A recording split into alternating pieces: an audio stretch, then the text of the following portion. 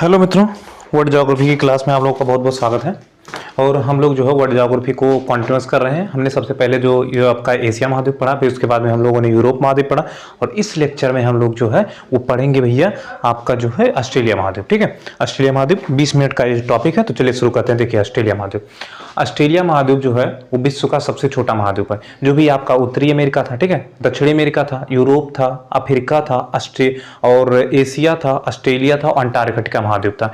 इन सभी महाद्वीपों में जो है ऑस्ट्रेलिया महाद्वीप सबसे छोटा महाद्वीप है, इसलिए इसे जो है द्वीपीय महाद्वीप भी कहा जाता है। सबसे छोटे होने के कारण इसे द्वीपीय महाद्वीप कहा जाता है। अच्छा, एक खास विविधता इसकी ये विशेषता ये भी है कि इस महाद्वीप पर केवल एक ही देश है, ऑस्ट्रेलिया, बस, और कोई दूसरा देश नहीं है। जिस प्रकार हम लोगों ने यूरोप या फिर आपके एशिया में देखा कि कई सारे देश होते थे वो महाद्वीप में, लेकिन इस महाद्वीप में केवल एक ही देश है जिसका नाम है ऑस्ट्रेलिया। भैया ऑस्ट्रेलिया महाद्वीप भी है ये। अच्छा, देखिए, जो आपका ऑस्ट्रेलिया महाद्वीप है वो एक तो जो द्वीपीय महाद्वीप है, ठीक है, ये हमने लिख लिया। सबसे छोटा महाद्वीप है, ये भी हमने लिख लिया। अच्छा, फिर उसके बाद में जो है देखिए, ऑस्ट्रेलिया महाद्वीप दक्षिणी गोलार्ध में स्थित जो है वो एकमात्र महाद्वीप है। इसका मतलब क्या है? इसका मतलब ये है कि जैसे ये जो है ग्लोब होता था हमारा, और ये है जो विषुवत रेखा होता था, ठीक है, 0 डिग्री अक्षांश या भूमध्य रेखा, या इसी को हम लोग जो है भूमध्य रेखा कहते थे, या विषुवत रेखा इसी को कहते थे। तो बाकी सारे महाद्वीप या तो जो ये यहाँ से होते थे, या यहाँ पे होते थे, या ऐसे होते थे थोड़े बहुत, या अफ्रीका, लेकिन ये जो है ऑस्ट्रेलिया महाद्वीप जो है वो पूरी तरीके से यहाँ पे बसा हुआ है। मतलब कि जो है ये, एक सेकंड, ये आपके कैमरे में आ रहा है कि नहीं आ रहा, ये देख लें। अच्छा, ठीक है। तो ऑस्ट्रेलिया महाद्वीप जो है वो विषुवत रेखा के नीचे, ठीक है, संपूर्ण रूप से दक्षिणी गोलार्ध में स्थित जो है आपका एकमात्र महाद्वीप है, जो 7 महाद्वीप आपके हैं, ठीक है। अच्छा, जो आपकी देखिए ग्लोब हो जाता है, फिर ग्लोब के बाद में ये आपकी विषुवत रेखा हो जाती है। 23.5 डिग्री जो उत्तरी होती है, उत्तरी रेखा, ठीक है, 23.5 डिग्री उत्तरी अक्षांश रेखा, उसको कर्क बोला जाता है। और 23.5 डिग्री जो आपकी दक्षिणी रेखा होती है वो मकर रेखा होती है, ठीक है। तो मकर रेखा क्या करती है कि ऑस्ट्रेलिया महाद्वीप के लगभग बीचों बीच से होकर गुजरती है। जैसे यहाँ पे है तो ऑस्ट्रेलिया महाद्वीप के बीचों बीच से होकर लगभग यहाँ से मकर रेखा गुजर जाती है। तो मकर रेखा ऑस्ट्रेलिया के लगभग बीचों बीच से होकर गुजरती है, और दक्षिणी गोलार्ध में स्थित एकमात्र महाद्वीप है जो ऑस्ट्रेलिया महाद्वीप है। अच्छा भैया, देखिए ये जो हरा कलर का थोड़ा थोड़ा आपको दिखाई दे रहा है, देखिए ऑस्ट्रेलिया में जो है, ऑस्ट्रेलिया महाद्वीप में जो है पूरब के साथ साथ, ये वाला भाग पूरब है, इधर पश्चिम है, पूरब के साथ साथ एक जो है पर्वत का विस्तार है, जिस पर्वत का नाम है ग्रेट डिवाइडिंग रेंज। इस पर्वत को क्या कहा जाता है? इस पर्वत का जो नाम है उस नाम है ग्रेट डिवाइडिंग रेंज, ठीक है। जिस प्रकार हमारे भारत देश में जो है उत्तर में लगभग हिमालय का विस्तार होता था, उसी प्रकार जो है यहाँ पे ऑस्ट्रेलिया महाद्वीप में जो है ग्रेट डिवाइडिंग रेंज का विस्तार है। अच्छा, ग्रेट डिवाइडिंग रेंज होता क्या भैया? देखिए, ग्रेट डिवाइडिंग रेंज जो इधर से, मतलब आपके पूरब साइड से आने वाली हवाएं, आर्द्रता युक्त जो हवाएं आती हैं, इधर से आर्द्रता युक्त हवाएं आती हैं, वो जो है ग्रेट डिवाइडिंग रेंज से टकरा जाती हैं, ऑस्ट्रेलिया के ग्रेट डिवाइडिंग रेंज से टकरा जाती हैं। और ये क्या करती हैं कि यहाँ से टकराने के बाद ये ऊपर की तरफ उठती हैं। जैसे यहाँ से आई, टकराई, फिर ऊपर की ओर उठी, आई, टकराई, ऊपर की ओर उठ गई, आई, टकराई, ऊपर की ओर उठ गई, ठीक है। तो आर्द्रता युक्त हवाएं जो है वो पश्चिम की, पूरब की साइड से पश्चिम की तरफ आई, और ये जो है ग्रेट डिवाइडिंग रेंज, ऑस्ट्रेलिया के ग्रेट डिवाइडिंग रेंज से टकरा कर जो है ऊपर की तरफ उठ गई।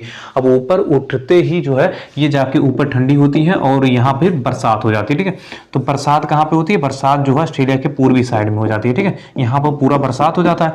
अब फिर होता क्या है कि बरसात होने के चलते जो है यहाँ पे तो आर्द्रता युक्त हवाएं पूरी आ ही नहीं पाती, तो जो ये पूरा जो क्षेत्र है आपका वो सूखा ही रह जाता है, यहाँ पे बारिश नहीं होती। तो जिसके चलते जो है भैया यहाँ पे जो आपका जो जमीन है वो मरुस्थल में बदल गया, ठीक है, वर्षा ना होने के कारण, क्योंकि ग्रेट डिवाइडिंग रेंज पूर्वी साइड में है और ये जो है आर्द्रता युक्त हवाओं यहाँ से टकराकर जो पूर्वी साइड पर ही वर्षा कर देती हैं और वर्षा जो है इसके पश्चिमी साइड पे हो ही नहीं पाती। मान लीजिए कि यहाँ तक थोड़ी बहुत वर्षा तो हो ही जाती है हल्की फुल्की, ठीक है, लेकिन इसके बाद में इधर का जो साइड है वो पूरा पूरा जो है मरुस्थल में परिवर्तित हो गया है ऑस्ट्रेलिया का। तो इस मरुस्थल को हम लोग जो है वो कहते हैं ग्रेट विक्टोरिया डिजर्ट। तो ग्रेट विक्टोरिया डिजर्ट जो है का फैलाव जो है लगभग इतने क्षेत्रों में है ऑस्ट्रेलिया के जहां पर बरसात बिल्कुल नहीं होती और बरसात ना होने के कारण यहाँ पे जो है वो जनजीवन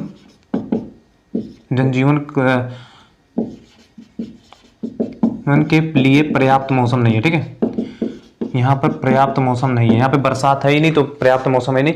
तो वो अधिकतर आपने जो है मैप अगर आप देखते होंगे तो देखिए तो उस पे जो है जो भी ऑस्ट्रेलिया के बड़े शहर हैं, जो भी ऑस्ट्रेलिया के बड़े शहर हैं वो जो है पूर्वी साइड पे बसे हुए हैं, ठीक है। ऑस्ट्रेलिया के जो भी बड़े बड़े शहर हैं वो केवल जो पूर्वी साइड पे बसे हुए हैं क्योंकि यहाँ पे वर्षा हो जाती है और मानव रहने युक्त जो है मौसम यहाँ पर हो जाता है। तो देखिए ऑस्ट्रेलिया के जो बड़े बड़े जैसे ब्रिस्बेन है या सिडनी है या कैनबरा है या फिर एडिलेड है, देखिए यहाँ पे वो सब लगभग जो है गोल्ड कास्ट होता है यहाँ पे एक, और मतलब कई सारे शहर जितने भी शहर हैं वो ऑस्ट्रेलिया के पूर्वी तट पर ही बसे हुए हैं।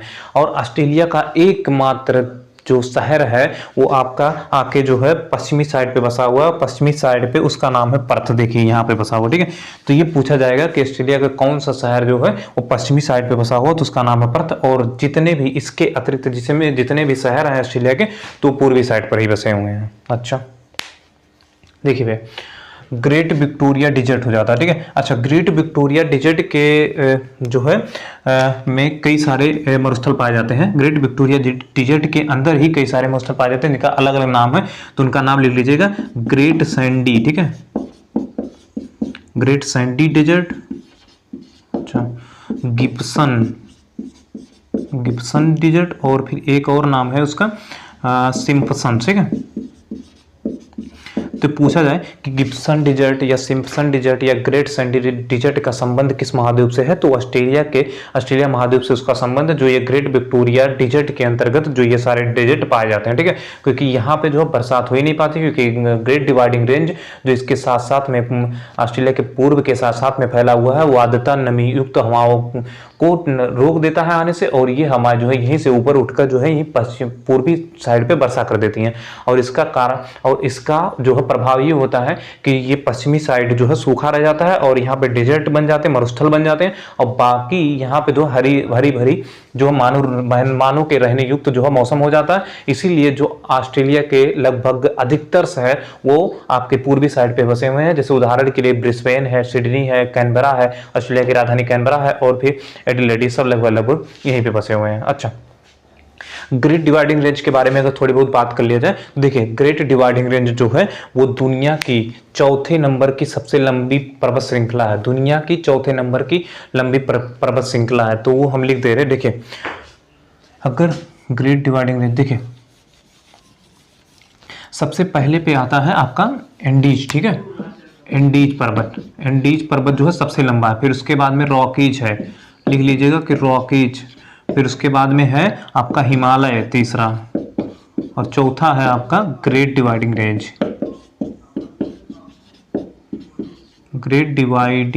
ठीक है, ग्रेट डिवाइडिंग रेंज लिख लिया।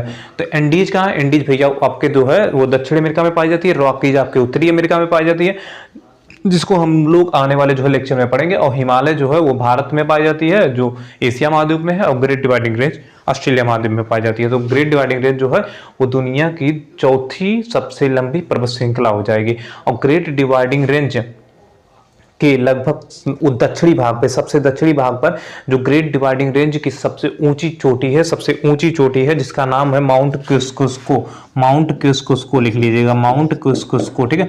माउंट क्यूस्कुस्को जो है वो ग्रेट डिवाइडिंग रेंज की ही नहीं बल्कि पूरे ऑस्ट्रेलिया महाद्वीप की सबसे ऊंची चोटी है। तो सब ऑस्ट्रेलिया महाद्वीप के सबसे ऊंची चोटी का नाम है माउंट क्यूस्कुस्को, जो है ग्रेट डिवाइडिंग रेंज के दक्षिणी भाग पर स्थित है। अच्छा ग्रेट डिवाइडिंग रेंज से दो नदियां निकलती हैं, ठीक है। एक का नाम है मर्रे और दूसरे का नाम है डार्लिंग। तो मर्रे और डार्लिंग नदी, ठीक है, मर्रे और डार्लिंग नदी जो है वो ग्रेट डिवाइडिंग रेंज के दक्षिणी भाग से निकलती हैं और ये जो है अपना मुहाना, इन्हें जो है जुड़वा नदी कहा जाता है, ठीक है।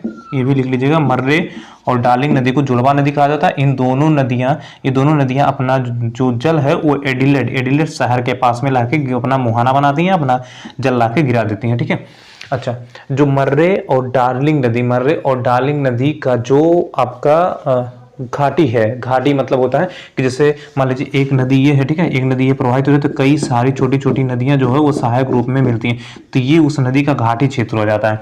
तो मर्रे और डार्लिंग नदी का जो पूरा घाटी क्षेत्र है वो काफी कुछ उपजाऊ है। यहाँ पे जो है गेहूं की खेती काफी अच्छी होती है और इस घाटी क्षेत्र को एक नाम दिया जाता है, उसका नाम लिख लीजिएगा, उसका नाम है रेवेरेना, ठीक है, रेवेरेना। तो ऑस्ट्रेलिया महाद्वीप में रेवेरेना क्या है, ऑस्ट्रेलिया महाद्वीप में रेवेरेना मर्रे डार्लिंग नदी की जो घाटी है जिसमें गेहूं की अच्छी खेती होती है। अच्छा भैया, मर्रे डार्लिंग नदी हो जाएगी, एडलेट हो जाएगा, ठीक है। फिर हमने बात किया जो ग्रेट डेजर्ट पे।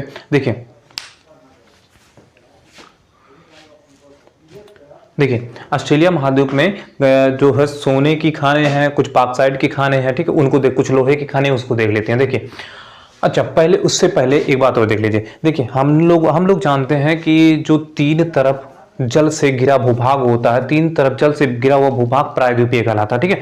तो देखिए ये भूभाग को देखिए, ठीक है, ये भूभाग जो है वो इधर से जल से घिरा है, इधर से जल से घिरा है और ऊपर से जल से घिरा है, ऊपर से इधर से तो इसको हम लोग जो है प्रायद्वीप कह सकते हैं, ठीक है। तो प्रायद्वीप कह सकते हैं। तो इस प्रायद्वीप को नाम दिया जाता है केपेयार्क प्रायद्वीप। केपेयार्क कौन सा प्रायद्वीप, ऑस्ट्रेलिया का केपेयार्क प्रायद्वीप, ठीक है। तो ऑस्ट्रेलिया का केपेयार्क प्रायद्वीप। अच्छा भैया, और तीन तरफ भूभाग से घिरे समुद्र को देखिए उल्टा है पूरा, तीन तरफ भूभाग से घिरे समुद्र को हम लोग खाड़ी बोलते हैं और तीन तरफ समुद्र से घिरे भूभाग को हम लोग प्रायद्वीप कहते हैं। तो इसे हम लोग प्रायद्वीप हो गए और ये तीन तरफ से भूभाग से घिरा हुआ समुद्र से खाड़ी कहा जाता है। तो ये है कारपेंट्रिया की खाड़ी, इसको नाम दिया जाता है कारपेंट्रिया की खाड़ी, ठीक है। इसको आप ऑस्ट्रेलिया महाद्वीप में देखेंगे तो कारपेंट्रिया की खाड़ी हो जाएगी और ये जो है केपेयार्क प्रायद्वीप हो जाएगा। देखिए केपेयार्क प्रायद्वीप में एक वाइपा की खान है, कहाँ पे है, केपेयार्क प्रायद्वीप में एक वाइपा की खान है और वाइपा की खान में जो है बॉक्साइट निकाला जाता है, ठीक है, बॉक्साइट की खान है। तो बॉक्साइट यहाँ लिख लीजिएगा, बॉक्साइट। अच्छा, वाइपा की खान से बॉक्साइट निकाला जाता है। अच्छा, फिर कारपेंट्रिया की खाड़ी है केपेयार्क प्रायद्वीप के जो है पश्चिम में, कारपेंट्रिया की खाड़ी है, कारपेंट्रिया के पश्चिम में जो है एक और खान है ऑस्ट्रेलिया महाद्वीप में, जिसे अरनाहम लैंड बोला जाता है। क्या बोला जाता है, अरनाहम लैंड। और अरनाहम लैंड से भी बॉक्साइट निकाला जाता है, तो यहां भी लिख लीजिएगा बॉक्साइट, ठीक है।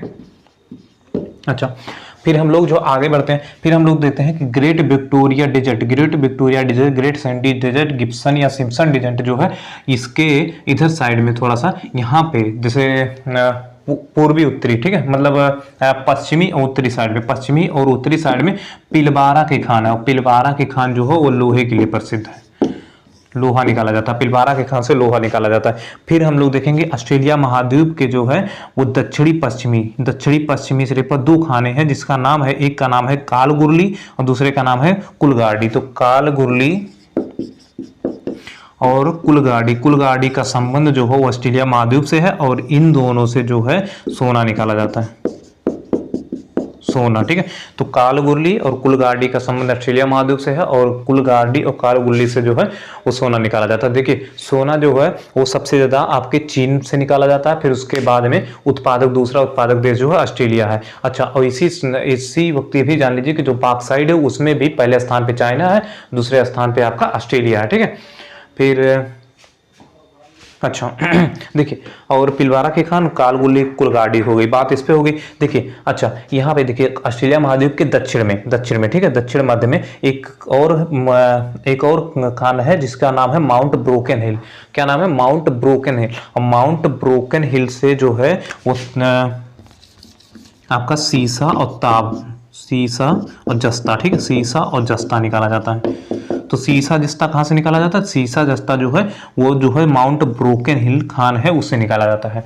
अच्छा, और मध्य में एक और खान है, उसका नाम है माउंट ईसा। माउंट ईसा से हम लोग भी सीसा, यहाँ से भी सीसा और जस्ता, ठीक है, सीसा जस्ता और चांदी और तांबा, ठीक है, ये 4 लिख लीजिएगा यहाँ से। माउंट ईसा से सीसा जस्ता तांबा और चांदी यहाँ से निकाला जाता है। माउंट ईसा से और माउंट ब्रोकन हिल से सीसा और जस्ता निकाला जाता है। अच्छा भैया, पिलवारा की खान हो गया, ग्रेट, ये हो ही गया है।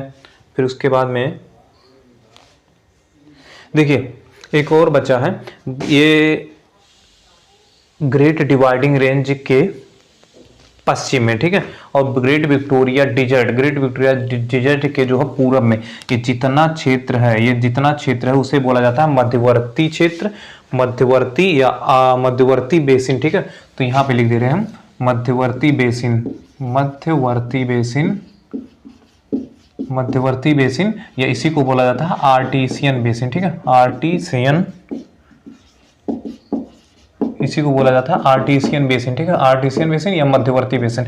तो ग्रेट विक्टोरिया डिजर्ट के जो इस साइड में है और आपके ग्रेट जो है डिवाइडिंग रेंज के जो आपके पश्चिम साइड में है उसे बोला जाता है मध्यवर्ती बेसिन या फिर आर्टिसियन बेसिन, ठीक है।